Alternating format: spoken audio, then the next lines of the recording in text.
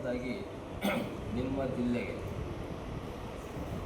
ಬೇಕಾಗುವಂತಹ veterinary district court ನಾನು ಮಾಡಿಕೊಡ್ತೇನೆ.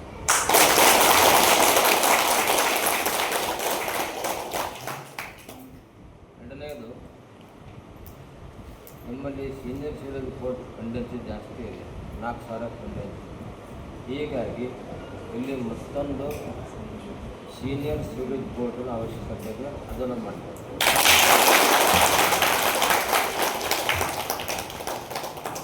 Senior civil court ಪ್ರಕ್ರಿಯೆ ಸ್ವಲ್ಪ ದೀರ್ಘ ಇದೆ, ಅದು ನೀವು ಅದಕ್ಕೆ ಮನೆ ಕೊಡಲಿಲ್ಲ. ಅದು ಸಪೋರ್ಟ್ ಮಾಡ್ತಾರೆ ನಿಮ್ಮನ್ನ ಮನೆ ಬೇಕಲ್ಲ, ಅದಕ್ಕೆ ನೀವು ಸೀನಿಯರ್ ಸಿವಿಲ್ ಕೋರ್ಟ್ ಬೇಕು ಅನ್ನೋಕ್ಕೋಸ್ಕರ ಮನೆಯನ್ನು ನಮ್ಮ ಪೊಲೀಸರಿಗೆ ಕೊಡ್ರಿ. ಅದು ನಾನು ಕಮಿಟಿ ಮುಂದೆ ಇಟ್ಟು ಇಲ್ಲೊಂದು ಮತ್ತೊಂದು ಹಿರಿಯ ಶ್ರೇಣಿ ಸಿವಿಲ್ ನ್ಯಾಯಾಧೀಶರ ಒಂದು ನ್ಯಾಯಾಲಯ ಸ್ಥಾಪನೆ ಮಾಡೋದು, ಅದಕ್ಕೆ ನಾನು ಸಕಾರಾತ್ಮಕವಾಗಿ ಹೇಳ್ತೇನೆ. ಮತ್ತು ಮೆಡಿಸಲ್ ಡಿಸ್ಟ್ರಿಕ್ಟ್ ಜಡ್ಜ್ ವೆಟರ್ನರಿ ಕೋರ್ಟ್ ಚಿಂತಾಮಣಿಯಿಂದ ಒಬ್ಬರು ನ್ಯಾಯಾಧೀಶರು ಇಲ್ಲಿ ಬರೋ ಹಾಗೆ ನಾನು ಮಾಡ್ತೇನೆ.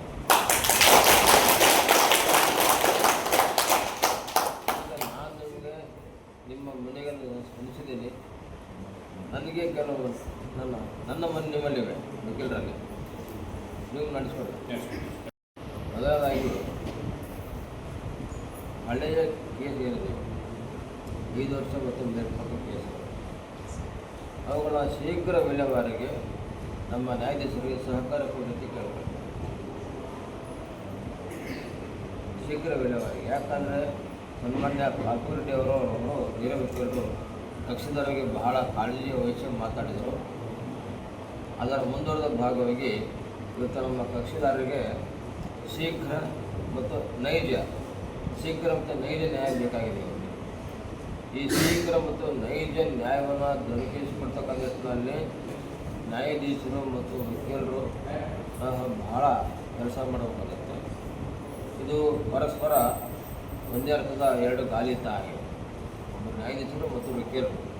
ಹೀಗಾಗಿ ಕಕ್ಷಿದಾರ ಬಂಧುಗಳು ಅಂತ ಅರ್ಥ ಇದೆ, ಆ ಅರ್ಥವನ್ನು ನಾವು ಮುಂದೆ ಒಯ್ಯಬೇಕು ಅಂತೇಳಿದರೆ ನ್ಯಾಯಾಧೀಶರು ಮತ್ತು ವಕೀಲರು ಕೂಡಿ ಸಮರಸತೆಯಿಂದ ಕಕ್ಷಿದಾರರಿಗೆ ಶೀಘ್ರ ಮತ್ತು ನೈಜ ನ್ಯಾಯ ಕೊಡುವಂಥ ನಿಟ್ಟಿನಲ್ಲಿ ನಾವು ಕೆಲಸ ಮಾಡಬೇಕು. ಅದರಲ್ಲೂ ಬಹಳ ಮುಖ್ಯವಾಗಿ ಹಳೆಯ ಕೇಸ್ಗಳಿದೆ, ಹಳೆಯ ಪ್ರಕರಣಗಳು 5 ವರ್ಷಕ್ಕೆ ಮೇಲ್ಪಟ್ಟು ಅವನ್ನ ಫೋಕಸ್ ಮಾಡಿದ್ದು ದಯವಿಟ್ಟು ಎಲ್ಲ ವಕೀಲ ಮಿತ್ರರು, ವಕೀಲ ಬಂಧುಗಳು ಫೋಕಸ್ ಮಾಡಿ, ಹಾಗೆ ನ್ಯಾಯಾಧೀಶರ ಮನೆ ಮಾಡಿಕೊಡ್ತಾರೆ. ನಾವು ಫೋಕಸ್ ಮಾಡಿ ಹಳೆಯ ಕೇಸ್ಗಳನ್ನ ನಾವು ಶೀಘ್ರ ಹೇಗೆ ನಾವು ಮಾಡಬೇಕು, ತೀರ್ಮಾನ ಮಾಡಬೇಕಂತ ನಾವು ದಯವಿಟ್ಟು ಸಹಕಾರ ಪಡೆದಾಗ ಕೇಳ್ಕೊಳ್ತೇವೆ. ನಾನು 2 ಕೋಟಿ ಕೊಡ್ತೇನೆ, ಕೊಡಿ.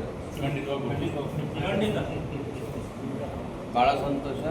ನನ್ನ ಮನೆಗೆ ತಾವು ಭಾಳ ಸಕಾರಾತ್ಮಕ ಸ್ಪಂದಿಸಿದೆ.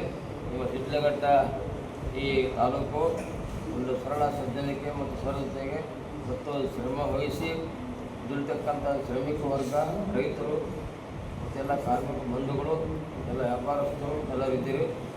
ಈಗ ಈ ಶಿಡ್ಲಘಟ್ಟ ತಾಲೂಕನ್ನು ನಾವು ಇನ್ನಷ್ಟು ಹೆಚ್ಚಿನ ಪ್ರಗತಿ ತಗೊಂಡು ಹೋಗೋಣಂತೆ. ಅದಕ್ಕಾಗಿ ವಕೀಲರು ಇದರ ಮುಂಚೂಣಿಯಲ್ಲಿ ನಿಂತುಕೊಂಡು ಕೆಲಸ ಮಾಡಬೇಕು.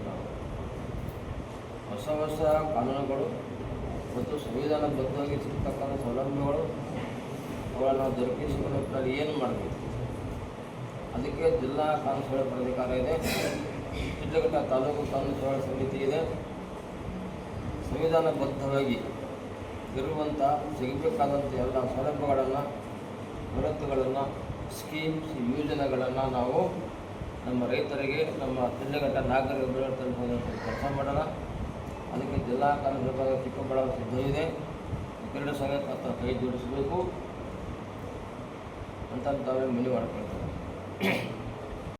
ಈಗ ಪರಿಸರ ಸಂಬಂಧಪಟ್ಟಂತೆ ಮಾತಾಡೋದಾದರೆ ಈಗ ದೊಡ್ಡ ಕಾರ್ಯಕ್ರಮ ಬೇಕು. ಪರಿಸರ ಅಂತಂದರೆ ಕೇವಲ ಗಿಡ ಮರ ನೆಡೋದು ಮಾತ್ರ ಅಲ್ಲ. ಪರಿಸರ ಅಂತಂದರೆ ಮಣ್ಣು ಬಂತು, ನೀರು ಬಂತು, ಗಿಡ ಬಂತು, ಪಶು ಪಕ್ಷಿ ಪ್ರಾಣಿಗಳು, ನಾವು ಮನುಷ್ಯರು ಎಲ್ಲರೂ ಸೇರಿ ಬಂತು. ಆದರೆ ಈ ಪರಿಸರ ಅಂತ ಏನಿಲ್ಲ, ಪಂಚಮಹಾಭೂತಗಳು ಅಗ್ನಿ, ಆಕಾಶ, ವಾಯು, ನೆಲ, ಜಲ ಈ 5 ಪಂಚಮಹಾಭೂತಗಳಲ್ಲಿ ಅಗ್ನಿಯನ್ನು ನಾವು ಕಲುಷಿತ ಮಾಡಲಿಕ್ಕೆ ಆಗಿಲ್ಲ, ಆಗೋದು ಸಾಧ್ಯನೇ ಇಲ್ಲ. ಆದರೆ ಇನ್ನುಳಿದ 4 ಇದೆಯಲ್ಲ, ಆಕಾಶ, ವಾಯು, ನೆಲ, ಜಲ, ಇವೆಲ್ಲ ನಾವು ಕಲುಷಿತ ಮಾಡಿಬಿಟ್ಟಿದ್ದೀವಿ. ಈಗ ಅದು ನಾವು ಶುದ್ಧೀಕರಣ ಮಾಡತಕ್ಕಂಥ ಒಂದು ಕೆಲಸ ಆಗಬೇಕಾಗಿದೆ. ಅದಕ್ಕೆ ಸಿದ್ಧಗಂಗಾ ತಾಲೂಕಿನ ಎಲ್ಲ ಸರ್ವ ಜನತೆ ನಮಗೆ ಕೈ ಜೋಡಿಸಬೇಕು. ಏನು ಈಗ ನಾವು ಗಿಡ ಮರ ನೆಟ್ಟರೆ ಮಾತ್ರ ಸಾಕ. ಈಗ ನಮ್ಮ ತಾಲೂಕು ಪಂಚಾಯತ್ ಯುವ ಮೇಡಮ್ರು, ತಹಸೀಲ್ದಾರ್ ಮೇಡಮ್ರು ನಮಗೆ ಒಂದು 5 ಎಕರೆ ಕೊಟ್ಟು ಅಂತ ಹೇಳಿದರೆ ಭಾಳ ಸಂತೋಷ. ಹೀಗಾಗಿ ನಾವು ನಮ್ಮ ಚಿಕ್ಕಬಳ್ಳಾಪುರ ಜಿಲ್ಲಾ ನ್ಯಾಯಾಂಗ ಮತ್ತು ನಾನು ವಕೀಲರ ಸಂಘ ಮತ್ತು ಎಲ್ಲ ನಾಗರಿಕ ಬಂಧುಗಳ ಪರವಾಗಿ ವೈಯಕ್ತಿಕವಾಗಿ ಈ ಜಿಲ್ಲೆ ಆಡಳಿತ ನ್ಯಾಯಾಧೀಶರ ವೈಯಕ್ತಿಕ ತಮಗೆ ನಾನು ಅನಂತ ಧನ್ಯವಾದ.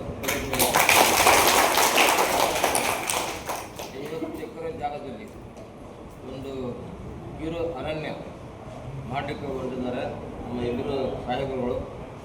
ಒಬ್ಬರು ಮಹಾಲಕ್ಷ್ಮಿ ಸರಸ್ವತಿ ಅಂತ ನೋಡೋದು, ಆ ಥರ ನಮ್ಮ ಹೀಗಾಗಿ ಇಲ್ಲಿ ನಾವು ನಮ್ಮ ಸಿದ್ಧಘಟ್ಟ ತಾಲೂಕಿನ ಪ್ರಗತಿಯನ್ನು ಹೇಗೆ ಮಾಡಬೇಕು ಅನ್ನೋದ್ರ ಕುರಿತು ನಿರ್ಧಾರ ಮಾಡಬೇಕು.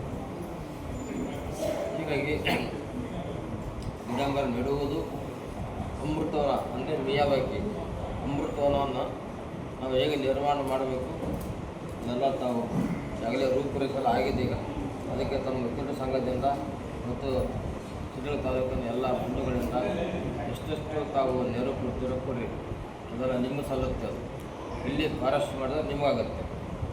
ಸಿದ್ಧಗಂಗಾ ತಾಲೂಕಲ್ಲಿ ನೀರಿನ ಸಮಸ್ಯೆ ಇದೆ, ಅಂತರ್ಜಲ ಸಮಸ್ಯೆ ಇದೆ ಅಂತ ಹೇಳಿದರು.